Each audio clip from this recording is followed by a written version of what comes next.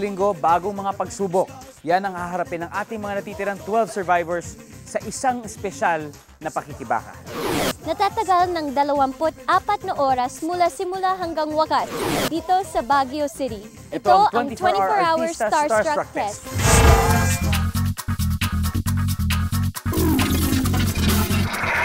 Ang mga bata, masasaya, maski walang idea kung ano ang kakaharapin nila. Go, go, go! Okay! Parang kargador ka talaga.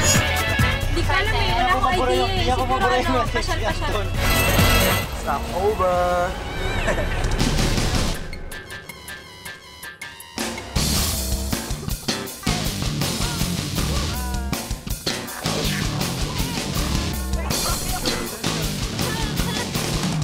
We're in Baguio, napakalamig. Pasado alas 12 na nang dumating sila sa Villa Romana.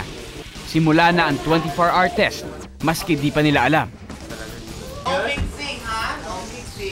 Dinala sila sa kwarto, pero kung akala nila'y makakapagpahinga na sila, mali. Dahil para puyatan, pinaglaro muna namin sila ng spin the bottle. Okay. Tulog na, tulog. Natok na kami. Crush mo dito sa guy. Oo, talaga. Go, go, go! Tina, no? You have to. Si Rainier eh.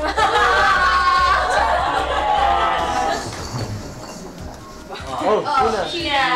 Totoo bang crush mo talaga si Rainier? Wala sino naman nagsabing crush ko si Rainier. So, ganito yun. Iba-iba.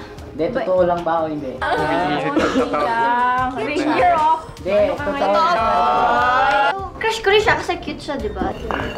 Ano din? Sino mas nakakalamang? Tyron o Mark? Totoo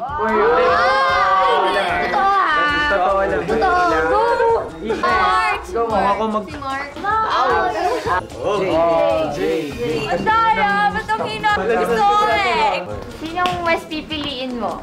Si Christian o si... Rainier. Game. Oh, ate si. Go, sino? Dapat natin na.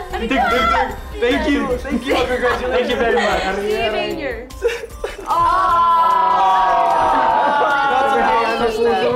Puyat, pagod, o kung anuman, naging very revealing ang larong ito.